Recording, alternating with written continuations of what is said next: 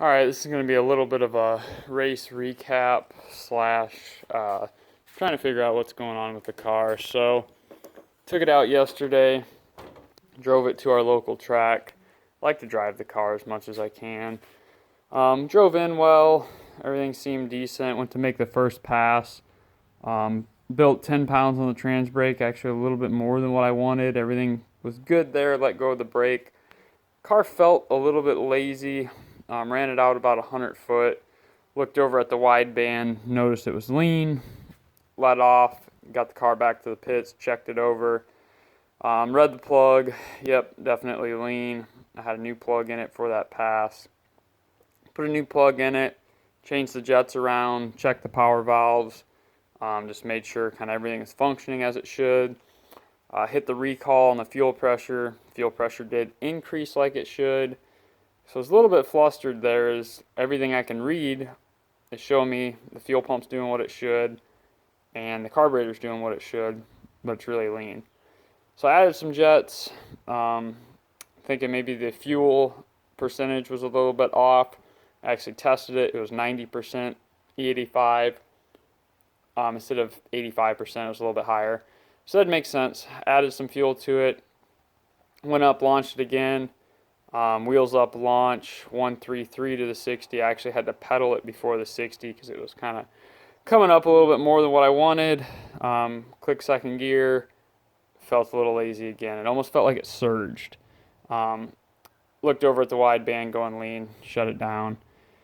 All right, we got issues. We got some kind of either power valves are not opening like they should, which they appear to be, or our fuel volume isn't there. So I pulled the fuel filter in the pits. Seemed to be had some debris in it, but didn't seem to have enough to affect anything. Said screw it, pulled it completely out. Rechecked the carburetor, put more jets in it again, knowing this is going to be a band-aid, but I just want to see, all right, with this fuel filter removed, is it still going to go lean? Sure enough, it did. Okay, we're done. Don't want to hurt this thing. And I was lifting early, big time each time. It was getting better every time I added fuel, but man, super nervous. Didn't want to hurt the motor because we got a lean condition. But it was just real strange. All I can tell is fuel pressure is going up. Put it on the trans brake in the pits. We run like a 6 psi, sometimes 7 psi base. I bumped it up to 7. Built 7 pounds on the trans brake. My gauge was showing 15 pounds of fuel pressure. That's perfect. But anyways, we called it there. I got home last night, tore the carburetor all apart. I was up till 3 in the morning. Put it all back together. Took it all back apart again today. I want to give a shout out to Kevin at CSU. I gave him a call today. He answered. Went over everything with him. He had the exact same idea. It's either the power valves or it's the fuel pump. So I got the power valves in the mail. I'm going to have him rebuild those. I do not believe those are the issue at all. With talking to him, I didn't believe they were the issue at all. I've had those same power valves for 5 years. Kind of time to get them freshened up. So with all that being said, today I went ahead and drained the tank and pulled the fuel pump out of the car and started taking it apart. And I'll show you guys where I'm at with it and what I've found. Optimistic. I got the carburetor apart right there. So the good news is this thing's definitely rebuildable. Now, whether they'll sell me the parts for it or if I've got to send it in or how that's going to go, I'm not sure. This is the Aeromotive A3000 pump. You've got this, I'll start at the top. You've got these 2 screws, one here, one here. That's what removes the motor side. I pulled the whole housing at once.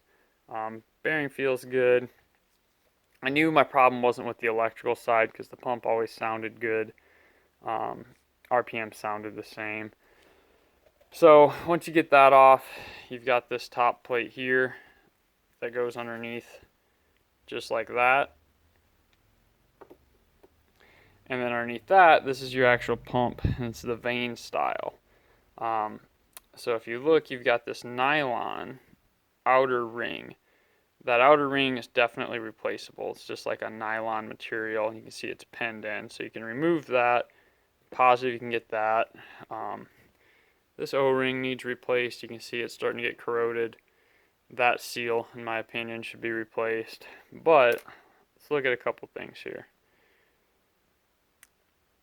The edges of these vanes, or the flats, pretty roughed up. They got some sharp edges on them.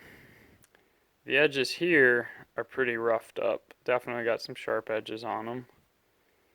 The other thing I don't like at all is they actually physically seem to be stuck.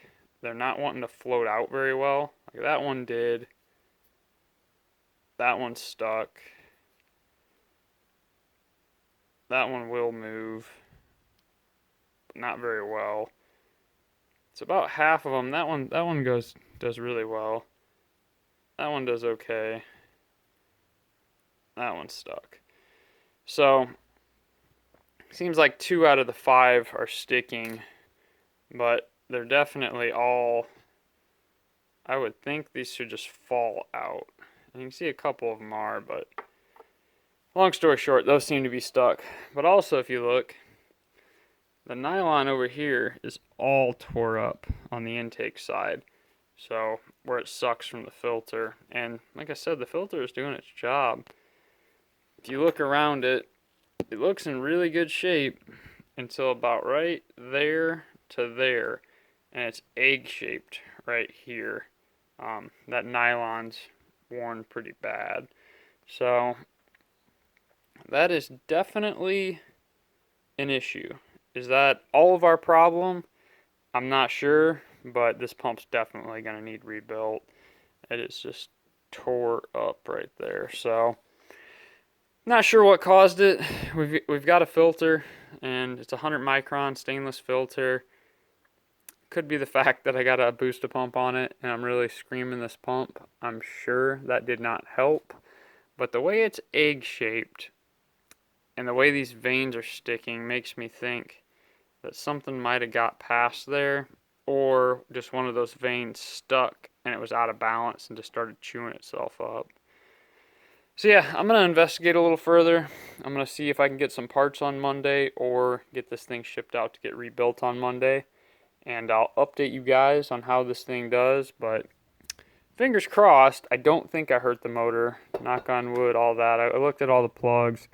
But man, I hate running an engine lean on boost. It just sucks. And when you're fighting this random lean condition like that, you can hurt some stuff in a hurry. So hopefully we're all good. Hopefully this helps some people. And don't forget to like and subscribe. And like I said, I'll update you guys and let you know how this turns out.